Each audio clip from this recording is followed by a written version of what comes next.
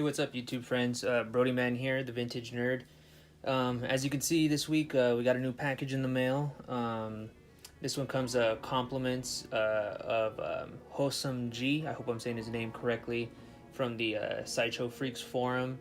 I was on there a little while back. I saw he had a thread where he was selling a few items. So I hit him up. This one was still available, and it was totally right in the vein of what I needed for my Ghul custom figure.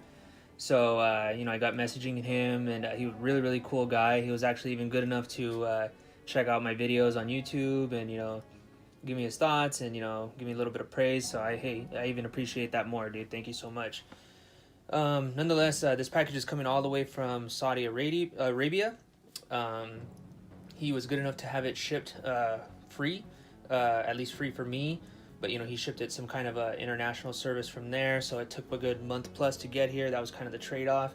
I'm totally okay with that. I'm a patient guy, and I totally have a commission I'm supposed to be working on right now too. So I'm just kind of doing this really quick on the side. I'm gonna have to immediately put this aside and get back to work on my commission. But I figured I got it in the mail. I got some time. I want to share it. I want to give you guys my thoughts. Give you a good look at it if you haven't seen it already. So let me stop rambling again and get right to it.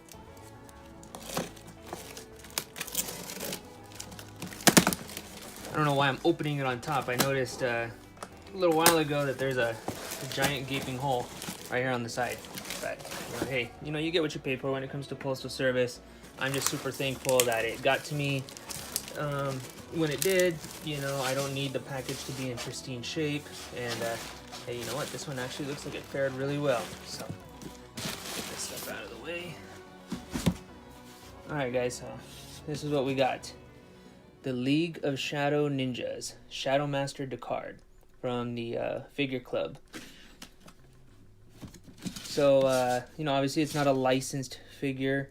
This is coming from a third-party company, Figure Club. I mean, I'm not super big in who does what and where things come from, but I know I've heard the name before. And this is basically kind of, it's like supposed to be a emulative of like the Liam Neeson, obviously the one I'm building in Batman Begins. This is the scene when Bruce completes his training and everybody's wearing their League of Shadows garb, and that's that outfit. So it even has a pretty decent head sculpt. Nothing like my Craig Custom sculpt, but let's whip this guy out, get some first impressions really quick. Alright. Nice heavy cardboard box like that. Ooh, and there he is. Okay, so a couple of the accessories got a little loose. That's all right. Got the katanas there. There's another katana with a little scabbard that holds it. And we got a few different fists for the outfit. Awesome. And then we got the figure itself. So okay, so I'm gonna do at this point is I'm gonna kind of just give them a go, move them around a little bit, just kind of get some basic poses out of them, and then I'll come back, give you guys my thoughts, and then I'll also give you an idea of what I plan to do with the elements that I want to use from this figure. And I'm back. So I went ahead and took a few minutes to kind of move the figure around, kind of put him in some poses. But I can tell you right off the bat, you can just feel it. The quality is not there in the body that comes with the figure. I kind of, I've watched some reviews of it before. There's only a couple of them on YouTube. So if you even, tried looking, you're going to run into those way before you ever run into this one. But what everybody says is true. The body just, I don't want to call it garbage because, I'm kind of, optimistic. I always try to see the better side of everything, so like I'll find use for it later. Fortunately, I never had any intention of using this body for the custom, but I'll figure something out for it, and for now he'll go to the graveyard and until he's resurrected and put into something else. But just to kind of give you an idea, like this is the body that came with it. I'm gonna hold it by the torso here and kind of see how loose, that's just kind of the theme of the quality of the figure. You know, it doesn't really want to take any poses well that it wants to keep, because everything is just so hollow and kind of, you know, feels extra hard, plasticky. So, you know, there was even a moment when I was taking the outfit off that I heard a crack, you know, from one of the arms when I raised it up, and, you know, that's never a good sound. But, you know, hey, it is what it is. Again, get what you pay for. But, you know, this isn't quite there. So the awesome thing about this is that the outfit came out like so easily. It was made to come off of there, you know, so you can play Barbies with your Hot Toys. So this thing came off great. My intention was to take off portions of the outfit, maybe good chunks of the outfit, and use it on my custom. I'm not going to use every piece because not every piece is going to go with the version of the figure I want, and I'm going to put it onto my Ghul model's body. So this is the extra tall body. You might have seen this in a previous video I did, my review on this, and just to stand next to the body that came with it, it dwarfs the Figure Club body, you know, by a good I wouldn't say 2 inches, body like an inch and a half, you know, which is the equivalent of like a foot to a foot and a half in 6 scale. So I'm hoping that the outfit's going to kind of come together well on this body because it wasn't designed for it. But, you know, whatever doesn't work, you know, there might be some faking to be done there to make it work. So I'm going to give that a shot next. I kind of just wanted to get into some of the elements on the outfit itself. So the quality of the clothes isn't great, you know, like it's not like you bought this from Hot Toys and they went out scouting for the perfect material that kind of emulates what it's supposed to be from the property that it came from. You know, that level of attention wasn't, you know, sought for finding quality material. That being said, though, the tailoring is excellent. I mean, you know, when it's on the figure, you know, the way the top of the pants kind of blossom out, you know, has that like ninja effect. I think the tailoring is great. Like I love it, you know, and it, you know, has the tie-on waist here so you can kind of make it fit the figure you need it to. Came with the undershirt, stretchy material, which made it nice and easy to take it off, and I like that. You know, this is probably going to get used for sure, at the very least, as an undershirt for the figure I'm building. We got the tunic here, or like gi, I don't know what the proper term is for it. This has ties on the inside and on the outside. Tailoring's well done there. So then we get to the pieces that I really wanted this figure for. So this is the like the arm guards that, you know, Bruce eventually takes and you know, puts into the first, you know, Batman Begins suit, or the Panther suit. He just sprays it black, you know, and he just kind of incorporates it into the outfit. But that's going to be part of the Ra's al Ghul custom that I'm building here. I think this looks great. You know, the detail, hopefully the details, you know, you can see that, you know, it's good enough. It's not perfect. You know, if you were to watch the movie and look at the kind of flowering detail that they have in here, it's not exactly that.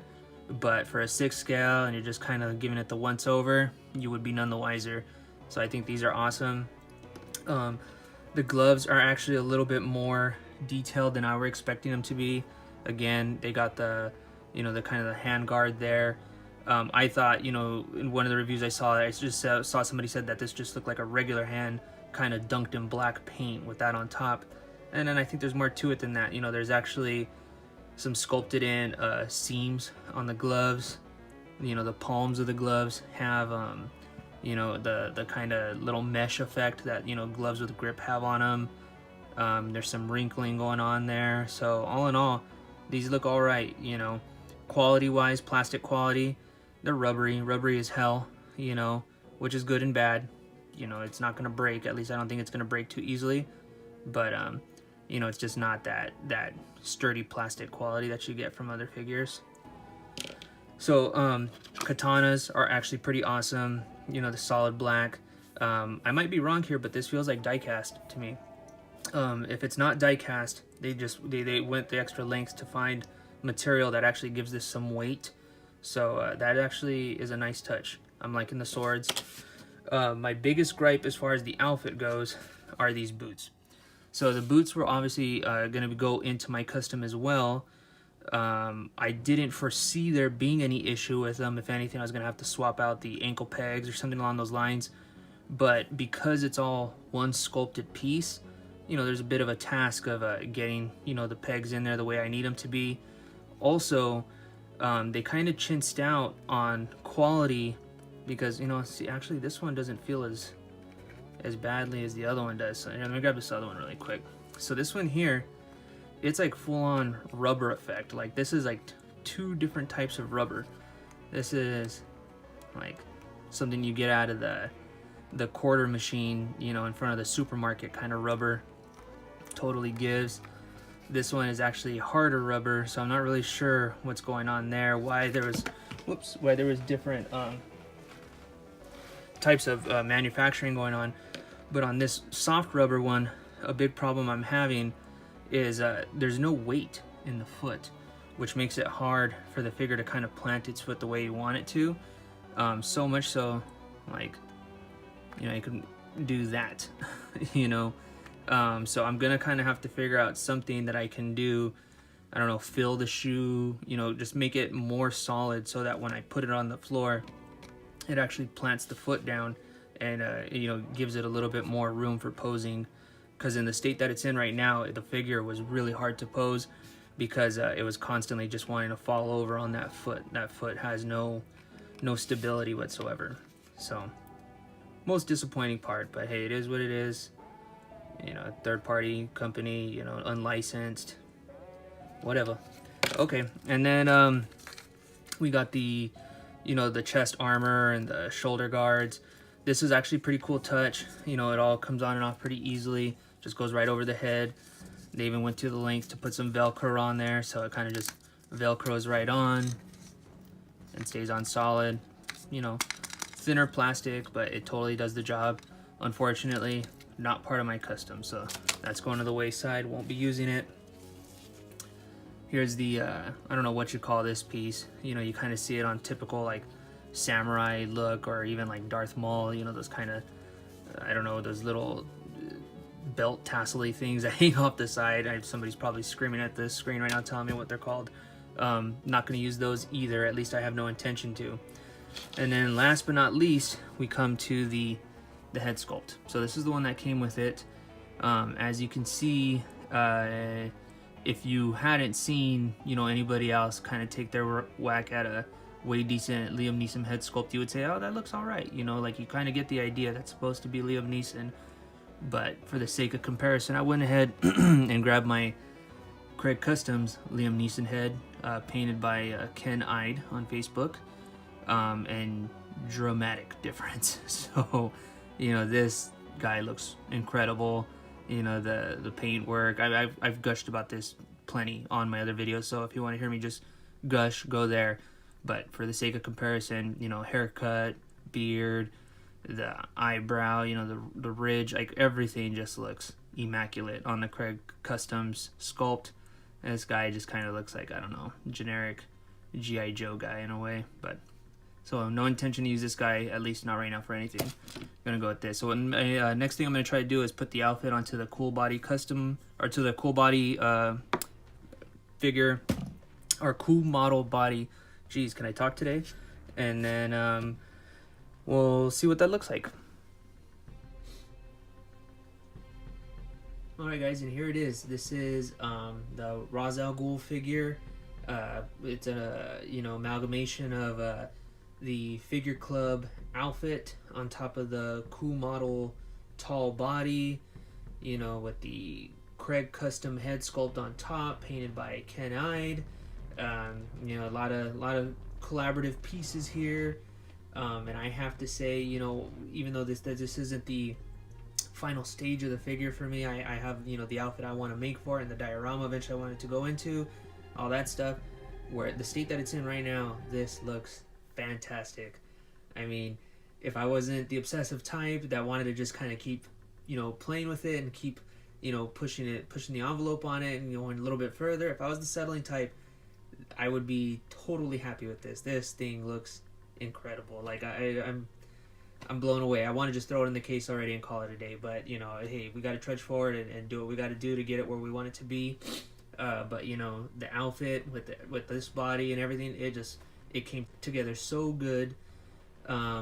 You know, I got to do some work on that foot because he's only going to hold so many poses right now because that foot won't support the body the way I need it to. But, you know, hey, that's going to come with time. I figured just before I sign off here on this video, for the sake of comparison, I wanted to just drop in the Armory Bruce here side by side, just so you can see the comparison in height there. You know, it looks so movie accurate to me. I want to say that the Ra's al Ghul figure's got about half an inch on Bruce. In real life, we know that Christian Bale's 6 foot even. Liam Neeson's about 6'6", 6'8", so that would make him about half a foot taller. 6 scale proportion wise, right on the button. I mean, it looks fantastic.